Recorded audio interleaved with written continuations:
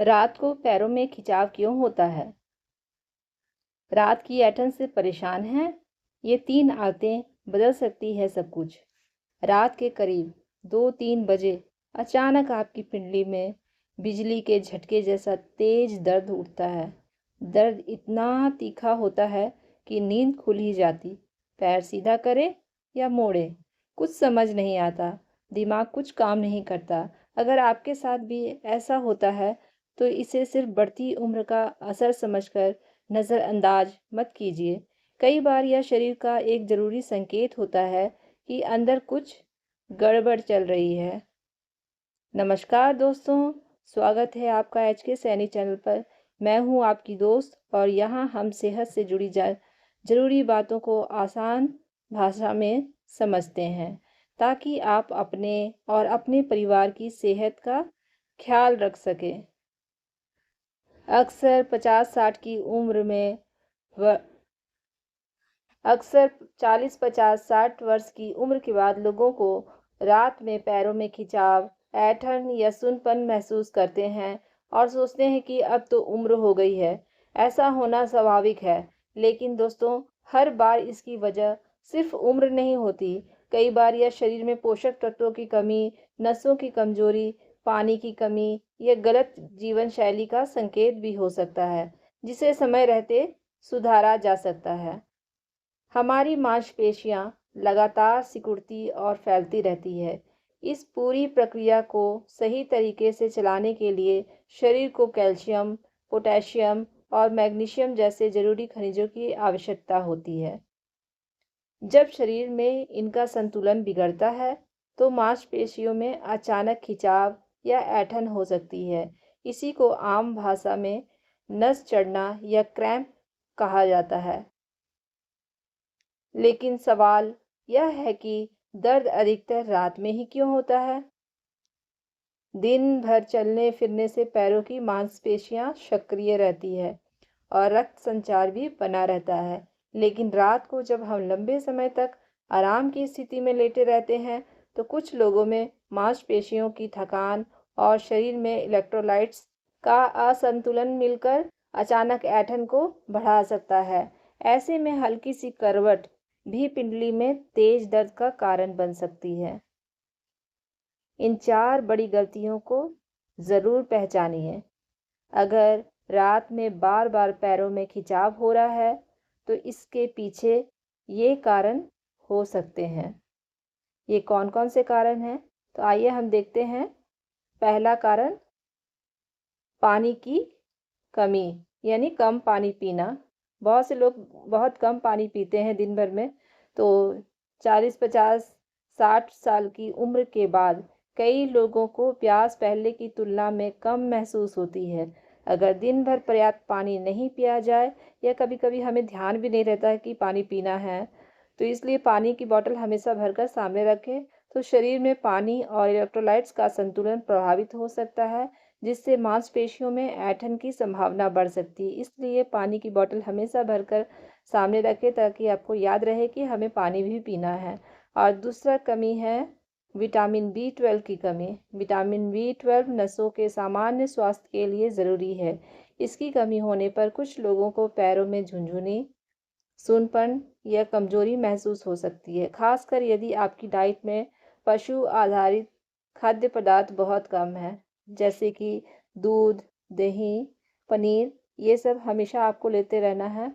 तो डॉक्टर की सलाह से बी 12 की जांच करवाना उपयोगी हो सकता है। तीसरा है विटामिन डी की कमी। विटामिन डी शरीर में कैल्शियम के उपयोग में महत्वपूर्ण भूमिका निभाता है। इसकी कमी होने पर हड्डियों और मांसपेशियों में स्वास्थ्य पर असर पड़ सकता है। और चौथा है कुछ दवाइयों का असर। बहुत से लोग अक्सर छोटी-छोटी कुछ तबीयत खराब होती है तो दवाई, सिर दर्द हुआ दवाई खा ली, पेट दर्द हुआ दवाई खा ली। तो दवाइयों का भी बहुत सारा असर होता है, इसलिए हर वक्त बिना बेवजह दवाई ना खाएं।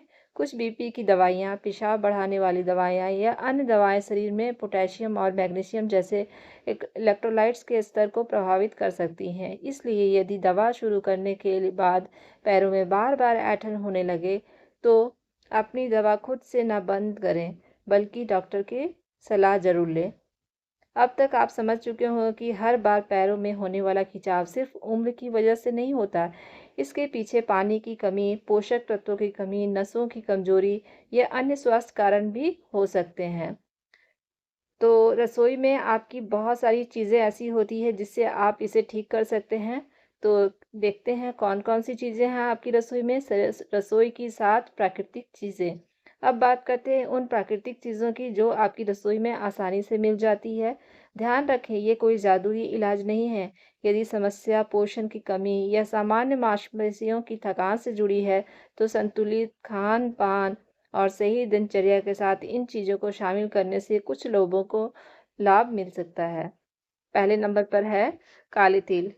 काले तिल और खसखस।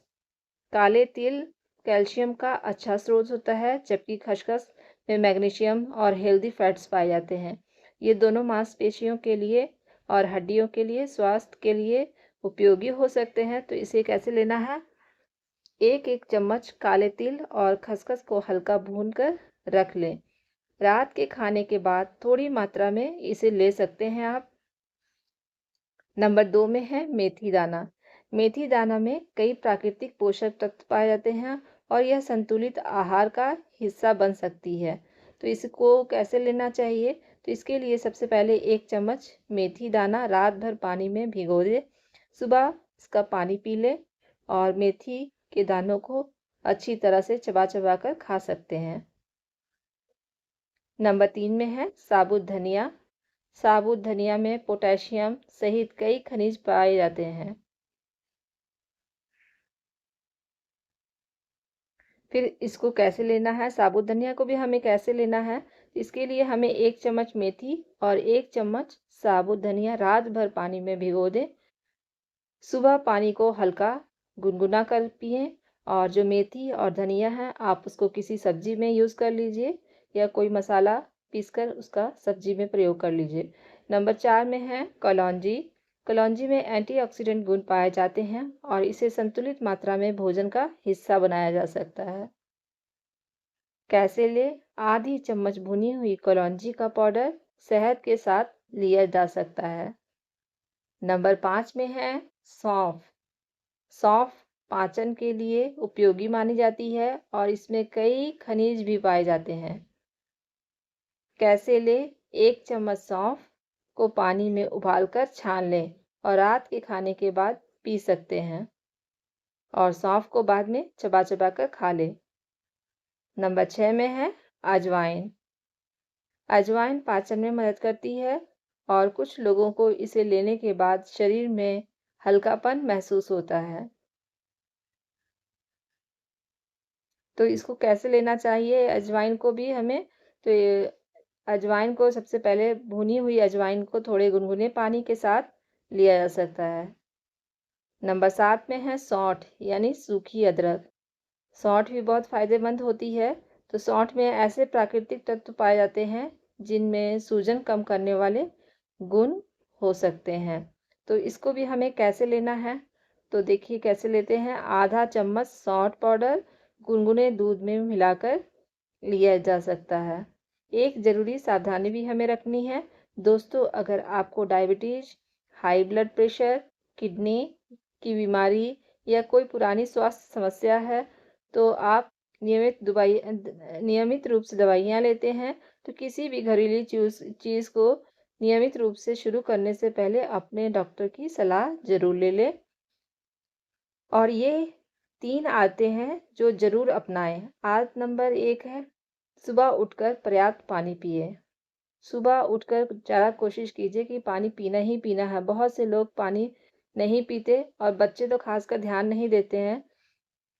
तो उनको भी आदत लगाएँ शुरू से कि पानी पिएँ ताकि उनको बड़े होने तक आदत रहे पानी पीने की। रात भर सोने के बाद शरीर को पानी की ज़रूरत होती है। सुबह उठकर 1-2 ग्लास पानी पीने से शरीर को हाइड्रेट करने में मदद मिलती है। इसके बाद पूरे दिन भी थोड़ी-थोड़ी मात्रा में पर्याप्त पानी पीते रहें। घूँट-घूँट कर पिएँ लेकिन पीते रहें पानी। एक बॉटल में भर लें। आदत नंबर 2 शाम को पैरों को ऊपर उठाकर आराम करें। दिन भर आप खड़े खड़े रहते हैं, सारा काम आजकल खड़े खड़े होता है, तो इसलिए आप दिन भर खड़े रहते हैं या लंबे समय तक कुर्सी पर बैठते हैं, तो शाम को 10-15 मिनट पैरों को थोड़ा ऊपर उठाकर आराम कर सकते हैं। इससे पैरों के भारीपन और थकान में कुछ लोगों को राहत मिल सकती है। आदत नंबर 3, सोने से पहले गुनगुने पानी में पैर रखें। सोने से पहले 10-15 मिनट गुनगुने पानी में पैर रखने से मांसपेशियों को आराम मिल सकता है और शरीर रिलैक्स महसूस कर सकता है। क्या खाएं? अब आपको ये भी ध्यान देना है कि हमें क्या खाना है जिससे कि हम ठीक ठाक रहें। तो इसके लिए है, मैग्नीशियम के लिए है पालक, मेथी, कद्दू के बीज और बादाम को अपनी डाइट में ज़रूर शामिल करें। पोटेशियम के लिए केला और नारियल पानी अच्छे विकल्प हो सकते हैं। कैल्शियम के लिए दूध, दही और रागी को भोजन का हिस्सा बनाएं। रोज़ाना 15-20 मिनट सुबह की धूप लेना भी उपयोगी हो सकता है। और हाँ, रात का खाना बहुत भारी या बहुत देर से खाने से बचें। लेकिन भारतीय घरों में क्या होता है कि रात में अच्छे से खा लेते हैं रात में। कोशिश करें कि सोने से कम 2 घंटा पहले हल्का भोजन कर लें। लेकिन सुनते कहाँ हैं लोग, इसलिए आप अपने भोजन का ज़रूर ध्यान रखें और कब तुरंत डॉक्टर से मिलें। दोस्तों, अगर आपको इनमें से कोई भी लक्षण दिखाई दे तो घरेलू उपायों पर निर्भर ना रहें। अगर केवल एक ही पैर में दर्द के साथ सूजन, लालपन या गर्माहट हो, अगर पैरों का सूनपन धीरे धीरे ऊपर की ओर बढ़ रहा हो, अगर चलते समय पिंडलियों में तेज दर्द हो रहा हो और आराम करने पर ठीक हो जाए, या अगर आपको डायबिटीज है और पैरों में लगातार दर्द, झुनझुनी या सुनपन बना हुआ है, तो डॉक्टर से जांच जरूर करवाएं। दोस्तों, रात में पैरों में होने वाली ऐंठन को हमेशा बुढ़ापे का सामान्य हिस्सा समझकर नजरअंदाज ना करें। सही खान पान, पर्याप्त पानी, नियमित हल्की गतिविधि और समय पर जांच करवाकर इसकी समस्या को काफ़ी हद तक नियंत्रित किया जा सकता है। अगर आपको आज की जानकारी उपयोगी लगी हो तो वीडियो को एक लाइक करें, अपने परिवार और दोस्तों के साथ ज़रूर शेयर करें और एच के सैनी चैनल को सब्सक्राइब करना ना भूलें। और कमेंट में ज़रूर बताइए कि रात में पैरों में ऐंठन या खिंचाव की समस्या आपको कब से है। धन्यवाद। स्वस्थ रहिए, खुश रहिए और अपना ख्याल रखिए।